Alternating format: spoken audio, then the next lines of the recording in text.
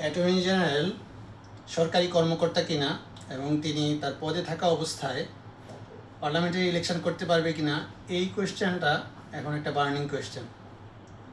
Simply বলতে গেলে attorney general সরকারি কর্মকর্তা না। অনেকে প্রশ্ন করেন যে তাহলে উনি তো সরকারের কাছ থেকে বেতন নেন। না, উনি সরকারের কাছ থেকে বেতন নেন না, উনি রাষ্ট্রের কাছ থেকে অনারিয়াম নেন। অন্য 8-10 জন ক্লায়েন্ট তার কাছে যেমন, রাষ্ট্রও তার কাছে সেই রকম ক্লায়েন্ট। আমি এই বিষয়ে আপনাদেরকে একটা ঘটনার কথা বলতে পারি।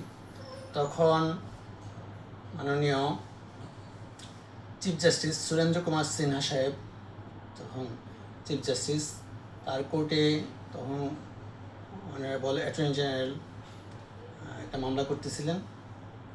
মামলা করার সময় চিফ জাস্টিস সুরেন্দ্র কুমার সিনহা সাহেব অ্যাটর্নি জেনারেল সাহেবকে বলতেছিলেন যে এই আপনি রাষ্ট্র, আপনার ক্লায়েন্ট, আপনি এই ছোটোখাটো বিষয়ে মামলা করেন। তখন মাহবুব আলম সাহেব বলেছিলেন, মাই লর্ড, সব ক্লায়েন্টই আমার কাছে সমান। তার মানে একজন আইনজীবীর কাছে, একজন অ্যাটর্নি জেনারেলের কাছে রাষ্ট্র যেমন একজন ক্লায়েন্ট, অন্যান্য ক্লায়েন্টের মতোই রাষ্ট্র একজন ক্লায়েন্ট। দ্বিতীয় কোয়েশ্চেন হচ্ছে যে অ্যাটর্নি জেনারেল পদে থাকা অবস্থায় ইলেকশন করতে পারবে কিনা।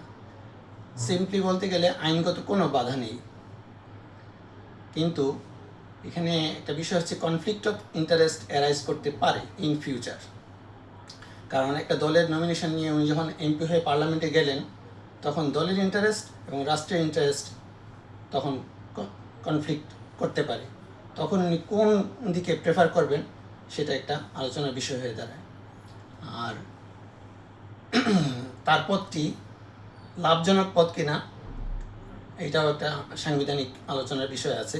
তো অত জটিল বিষয়ে আমরা আলোচনায় না গিয়ে আমরা সিম্পলি বলতে পারি যে তার ইলেকশনে আইনগত কোনো বাধা নেই, বাট কনফ্লিক্ট অফ ইন্টারেস্ট তো যে কোনো সময় অ্যারেজ করতে পারি। এই বিষয়টি মাথায় রেখে আমাদের ভবিষ্যতে যেন তার পদ নিয়ে কোনো প্রশ্নের সম্মুখীন হতে না হয়, সেজন্য সাবধান থাকা উচিত বলে আমি মনে করি।